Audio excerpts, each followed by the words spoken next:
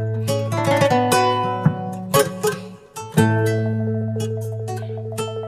remerciements particuliers à Mamadou Thior d'avoir bien voulu m'associer à cette activité très intéressante et enrichissante.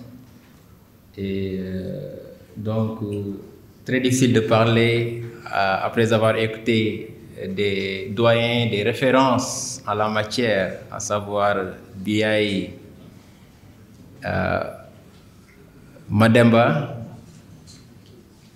Et de notre côté, on va essayer juste d'apporter notre modeste contribution au débat en évoquant le volet économique dans les médias.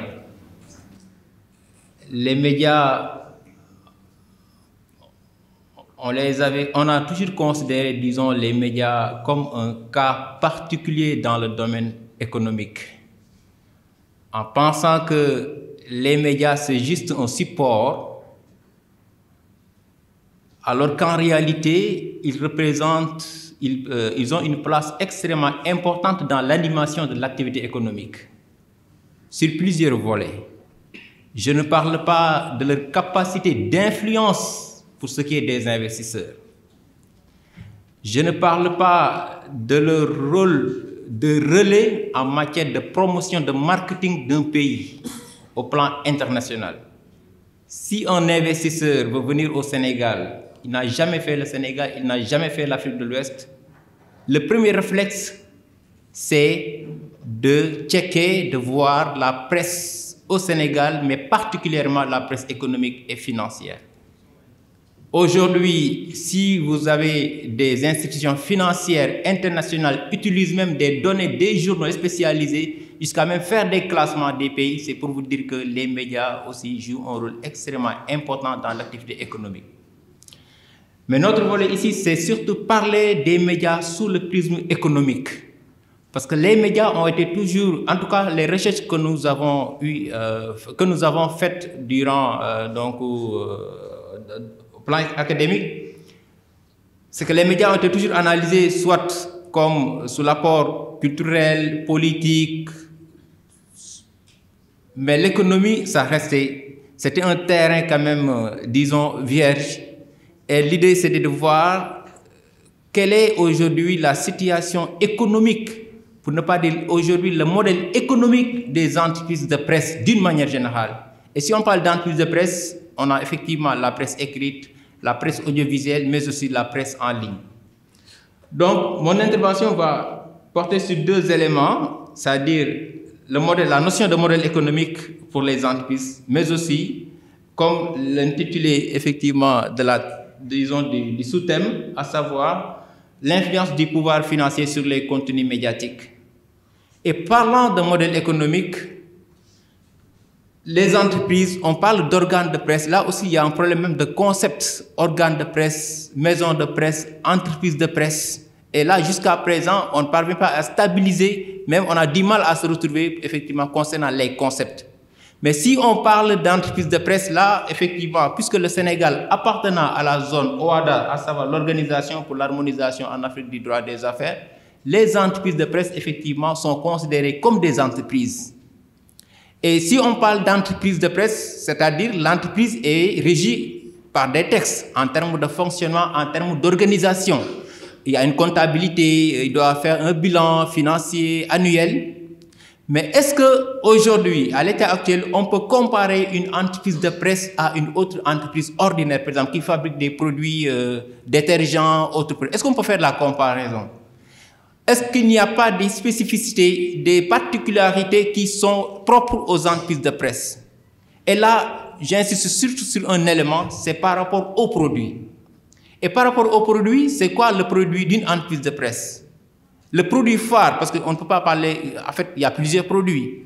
Mais le produit phare, effectivement, de l'entreprise de presse, disons, c'est l'information. Mais qu'est-ce qui caractérise l'information? À l'école, qu'est-ce qu'on disait? L'information, elle est périssable. Et pourtant, la rentabilité financière dépend effectivement de ce produit qui est l'information. Est-ce qu'aujourd'hui, l'information doit uniquement servir de support pour réaliser effectivement, pour assurer la santé financière de l'entreprise? Il y a un élément aussi important à souligner, c'est que les entreprises de presse aussi font face à une logique financière et à une logique d'assurer une mission de service public de l'information. Et du coup, comment aligner les deux? Assurer le service public de l'information, c'est donner l'information au public, mais en même temps aussi assurer la santé financière, la stabilité financière de l'entreprise. Et du coup, on essaie de voir comment les entreprises parviennent à assurer leur santé financière tout en restant effectivement comme un relais pour l'information. Et du coup, nous allons juste parler de deux volets en ce sens, c'est de revenir sur le modèle économique. Et en parlant de modèle économique, on s'intéresse effectivement aux conditions de fabrication, de production et de distribution de l'information.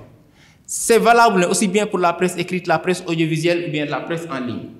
Et parlant de modèle économique, on s'intéresse à deux éléments encore, c'est-à-dire quels sont les mécanismes de financement des entreprises de presse.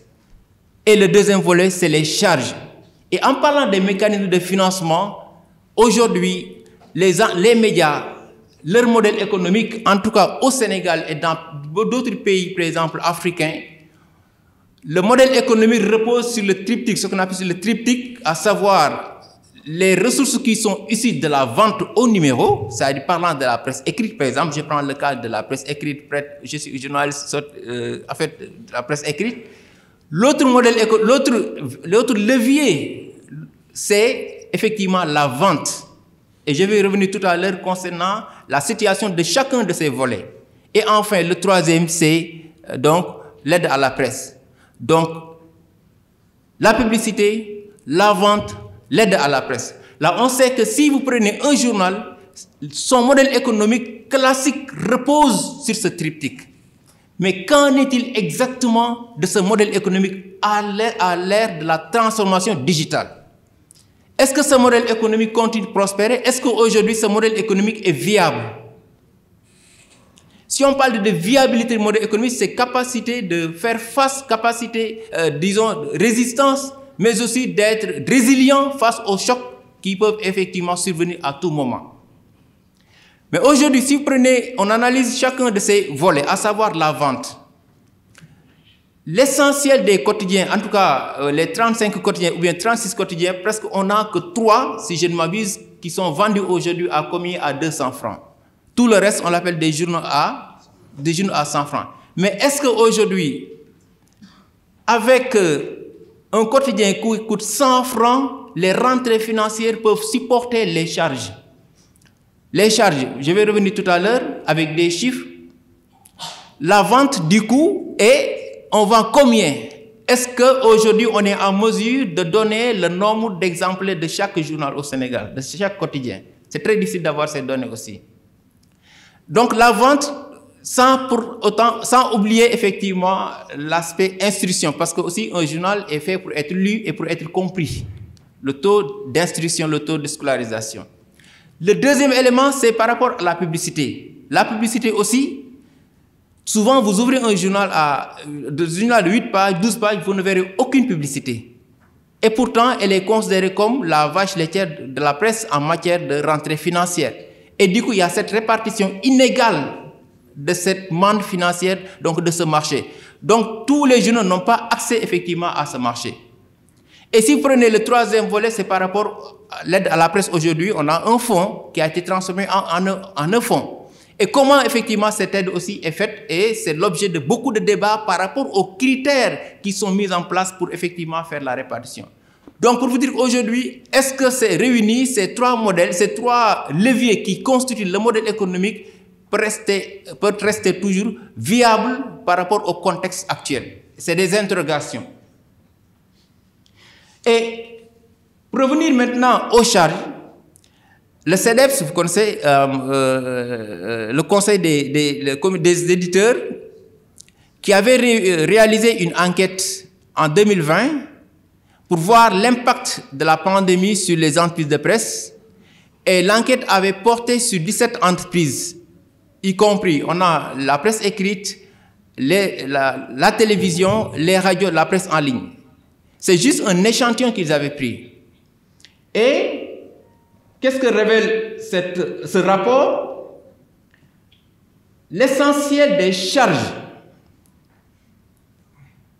ces charges sont réunies en 4 rubriques. Si vous prenez la télévision, par exemple, la télévision, vous avez presque 72% qui sont constitués de charges de ressources humaines. C'est-à-dire, si on parle de charges de ressources humaines, c'est lié par rapport au salaire. Si vous prenez la presse écrite, les charges aussi personnelles représentent encore 56%. Et si vous prenez la radio, les charges personnelles reviennent et occupent 81%. Si vous prenez la presse en ligne, c'est pareil. Pour vous dire qu'aujourd'hui, les charges relatives au personnel constituent un élément essentiel dans le dispositif financier effectivement des entreprises de presse. Parce qu'il faut effectivement payer les salaires. Et la deuxième charge qui revient, si vous prenez la télévision, c'est par rapport aux redevances. Et vous avez suivi tout récemment le débat ou bien les discussions entre TDS et le patron de presse pour un peu discuter, échanger, trouver un terrain d'entente pour le paiement des redevances. Si les éditeurs souhaitent avoir disons, moratoire pour payer de manière sur une durée, ce qui n'est pas le cas en tout cas de la position de TDS, et je pense qu'ils sont en train de négocier pour trouver un terrain d'entente afin de commencer à payer effectivement ces redevances. Donc, pour me résumer, concernant les charges, c'est les ressources humaines, encore une fois, les charges de ressources humaines qui sont effectivement les plus intéressantes en termes de charges. Et vous prenez par exemple l'impact, comment la pandémie effectivement a impacté la marche des entreprises de presse. Là, par exemple, sur la période du deuxième trimestre de 2020, les pertes ou bien le manque à gagner a été estimé à près de 4 milliards de francs CFA. Là, c'était effectivement le rapport. Encore une fois, je précise que ça portait uniquement sur 17 entreprises de presse. Et dans ces 17 entreprises de presse, vous avez la presse écrite, vous avez la presse audiovisuelle, mais aussi vous avez la presse en ligne. Pour vous dire que la presse, d'une manière générale, c'est un acteur économique extrêmement important dans l'animation. On ne peut pas ignorer. Et vous prenez d'autres organes, vous vous rendez compte que leur place ou bien leur apport en termes de publicité, en termes de rentrée financière aussi, donc c'est une manne financière en termes de rentrée. Mais on ne prend pas le temps effectivement de mesurer leur apport au plan financier, au plan économique. Vous regardez par exemple le TOF, le tableau des opérations financières, vous ne verrez pas par exemple la rubrique qui est dédiée aux médias, parce qu'on considère par exemple les médias c'est des supports, alors qu'en réalité tout ce qui est vente, tout ce qui est publicité et tout ce qui est relais, tout ce qui est accompagnement, cela a un coût et en même temps ça doit être effectivement figuré effectivement dans les transactions financières. L'autre élément c'est par rapport maintenant disons au statut des entreprises. Au Sénégal, on a plusieurs types d'entreprises. On a ce qu'on appelle des SARL, des sociétés à responsabilité limitée. On a des SUAR, des sociétés unipersonnelles à responsabilité limitée. On a des groupes de médias qui, en fait, la plupart, c'est des SA, c'est des sociétés anonymes. Et ces entreprises, effectivement, sont régies par les mêmes textes de l'OHADA. Maintenant, ce qui change, c'est par rapport au mode de fonctionnement. Et là, ce qui nous permet de parler, effectivement, du deuxième volet de notre intervention concernant l'influence économique sur les contenus médiatiques. C'est juste comme l'a fait tout à l'heure le doyen Mademba, il ne veut pas entendre le mot doyen, grand as Mademba.